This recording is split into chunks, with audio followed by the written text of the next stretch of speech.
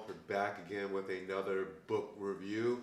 And before it was called Cigars in a Book, well, definitely it's not going to be called Cigars in a Book today because it is way, way, way too cold outside to do cigars in a book. I smoke cigars only outside, and that's not going to happen today. But I still want to do a video with you and let you know about a great book I've read. So this is going to be whiskey in a book. Yes, I have a really good whiskey here. Oh, it's a fine whiskey. And today's whiskey is Wilderness Trail.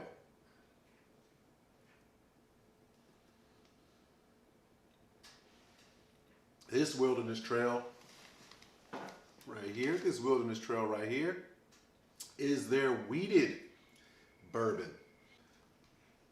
If you're the kind of person who really doesn't care for rye, but you still kind of like bourbon, you might want to try a wheated whiskey, a wheated bourbon, and that might give you something that you really didn't think you would like, or you'd like even better as far as a bourbon. But this is one of my favorites, my new favorites, Wilderness Trail, and I wanted to make sure I let you guys know what I was drinking in this video. The book today is Dan Crenshaw's Fortitude.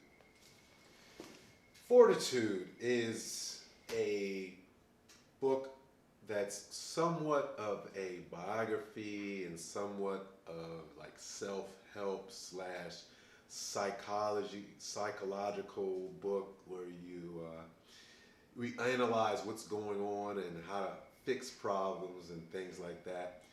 And Dan Crenshaw mixes in his examples of his life, how he was able to be a stronger person, what he went through to be a stronger person, and realizing what we have, what we don't have, how we're lucky, and how to think of in a more positive light.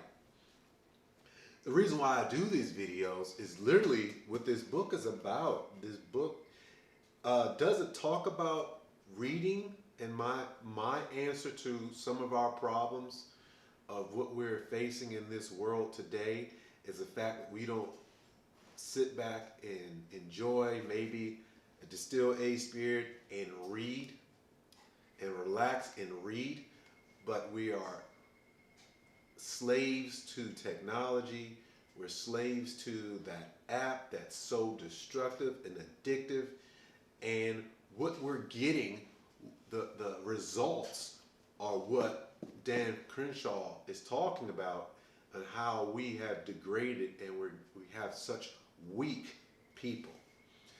Let me go backwards a little bit. One of the things that Dan Crenshaw talked about, as we see here in the book cover, if you've seen him before, you know that he has that eye patch that looks like a supervillain. He looks like a supervillain in some movie, but he's a good guy. But how did he get that eye patch? He got that from being blown up in Afghanistan. He was a Navy SEAL. He was active Navy, and he was a Navy SEAL, and he got blown up by IED. And reading this book, I didn't know, or forgot that he was actually completely blind.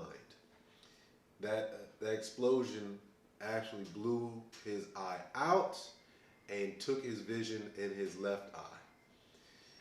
And so he had to go through a lot. He had to go through multiple surgeries to deal with not being able to see and then getting his sight back. And then as you read on, you'll see or come to realize that it was not a simple thing of just getting his eyesight back. And he explains how thankful he is, but how he was able to deal with that real problem.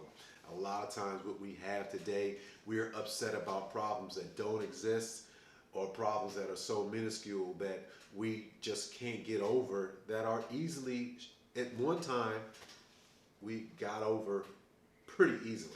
Scheduled for 8.5 hours, both Saturday and Sunday. I'm like 3.5 hours into my shift. There's so many customers, and we have 4 people on the floor all day. Only 5 people were put on the schedule, and somebody had to call out. And there are 4 people running the whole store, and there's so many customers, and there's possibly scheduled 5 people. We only have 13 people employed at this store. My favorite chapter in here was a sense of shame. We have run amok so bad that we can't even have shame for something that we did wrong, or things that we are doing wrong. You know, we can't have no regrets. No, we need to have regrets. We need to have shame. How do you get better if you're not ashamed of something? How do you get better if you don't look back and say, okay, I should have fixed that. I should have did that differently. That's how you get better. We should always be striving to get better. Why we're not striving to get better rather than striving to blame somebody, I don't know. That's a serious problem, and hopefully we will address that sooner than later.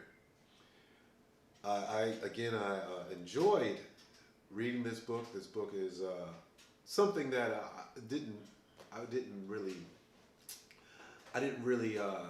learn something new, but I learned newer talking points or more ammunition when I'm talking to maybe that social justice warrior in your family that just doesn't get it, doesn't understand why, communism or Marxism or socialism isn't the way to go, and everybody can't be happy all the time.